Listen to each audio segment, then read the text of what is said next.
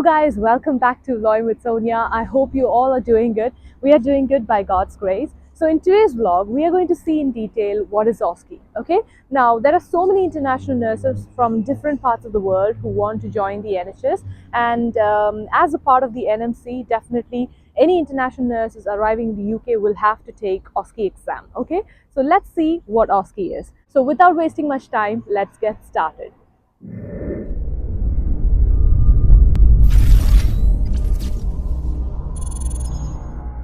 Okay, so what is OSCE? OSCE stands for Objective Structured Clinical Examination. Okay, now OSCE is a competency test which is a part of the NMC registration process for all the international nurses who come to the UK. Once you've done your language exam, which is either IELTS or OET, then you go ahead with your CBT exam, which is computer-based testing.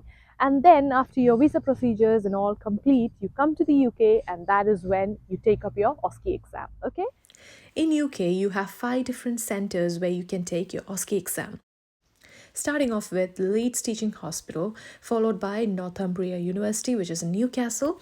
You also have Oxford's Brook University, and then Ulster University, and finally University of Northampton. So University of Northampton is where I personally took up my exam. So now we are going to see in detail what is OSCE comprising of. Okay. Now I'm sure that you're aware OSCE comprises of 10 stations. So we are going to see 10 stations in detail. All right. When I did my OSCE, which was like 4 years back, I remember it was only 6 stations, but now it's gone up to 10 stations. But we are going to see in detail what they are. All right. So the first 4 stations in OSCE is API, okay, which is assessment, planning, implementation, and evaluation. Now, all of these stations, all these 4 stations are interconnected and they run around a similar scenario. Okay. After these 4, you have the next 4 stations, which is clinical skills. So you're going to be tested on your clinical skills. So that's the next 4. So we've covered 8 in total now. So the last 2 stations are silent and written stations, which test evidence-based practice and professional values. Okay, so what I would suggest you is OSCE is not a very difficult exam that you cannot achieve. It is definitely an achievable exam, but with a good amount of practice. Okay, because it's more of practical skills being involved. Yeah, I would suggest you to take up as much as practice you can, because the more you practice, the better result you receive. Okay, so let's see API in detail. Okay, so assessment. Assessment is a 20-minute station, and in this station, you will have a real actor who acts as a patient. Now, once you enter the station, you will be given a scenario which will have all the details of the patient, like what do you say, patient past medical history, drug history, social history, and so on. Okay, so you're basically expected to do an A to E assessment in this station, covering airway, breathing,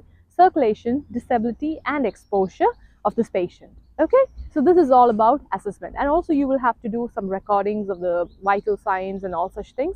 But yeah, this is all about your assessment station. The next station in API is planning, which is 14 minutes, and in this 14 minutes, you are expected to write 2 relevant nursing care plans for the patient you assist in the assessment station. Okay, so that is what you're expected to do in the planning. You're also expected to write some evidence-based interventions for the nursing diagnosis you've stated, and this completes your planning station. Okay, station is the next station in API. Okay, and this is 15 minutes. In this 15 minutes, ultimately, your role is to administer oral medications. Like I said, this is the station where you're expected to only administer oral medication. You will not be given any other route medications. Okay, now you will be provided with a prescription chart for the patient, and then you're expected to go through the chart, see what all medications are due for your time, see if the prescription chart is clear and valid for you to proceed with the administration,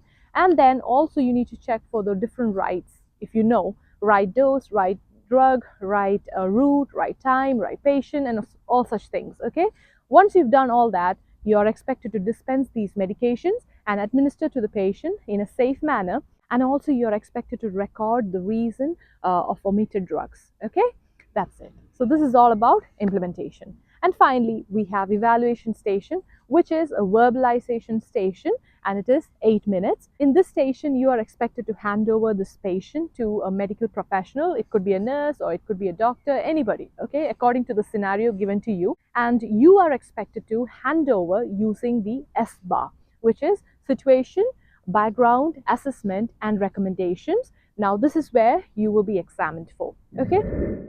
Looking onto the marking criteria of OSCE adult nursing, you have different scenarios under API, which you will have to definitely practice. And here it is. First of all, we start with Alzheimer's disease. Then you also have anxiety and depression, asthma, chronic heart failure, community assessment, which includes MUST, which is malnutrition assessment. And then comes ectopic pregnancy, end of life, fall and fracture, hernia, homelessness, pneumonia, and finally subdural hematoma. Now, in this case, in ectopic pregnancy and hernia, you can expect either a pre-op scenario or a post-op scenario. So this is all about API stations, okay? Now we are going to see in detail what are the next 4 stations. So the next 4 stations is basically clinical skills. Now the NMC has issued a marking criteria for OSCE international nurses for you to practice each and every station, even assessment, planning, implementation, evaluation, and all the clinical skills, evidence-based practice and professional value stations. Everything has its own marking criteria, which you are expected to stick on while you practice, and then you're also being evaluated with the marking criteria. Okay, so it's very important that you stick on to the marking criteria whenever you conduct your practice sessions. Now, according to the NMC OSCE marking criteria, you have around 22 skill stations which you need to practice, and out of these 22 you will be examined for 4.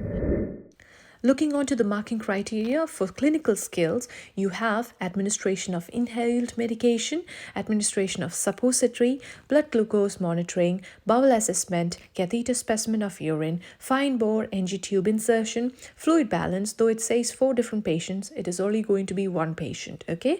And also you have in-hospital resuscitation, intramuscular injection, IV flush and VIP score, nasopharyngeal suctioning, nutritional assessment, oral care plan, oxygen therapy, pain assessment, peak expiratory flow rate, pressure area assessment, removal of urinary catheter, subcutaneous injection, MSU and urine analysis, wound assessment, and finally aseptic non-touch technique. So we've seen API, which is the first 4 stations, followed by the next 4 stations, which is the clinical skills. And finally, we are going to see the last 2 stations, which is silent and written stations, and that is evidence-based practice and professional value. Okay, so basically the marking criteria, you're given a few scenarios which you need to study, and out of them, you will be tested for 1 from both. Okay, so that is all about professional values and evidence-based practice. So that covers your 10 stations, and this is all about OSCE exam.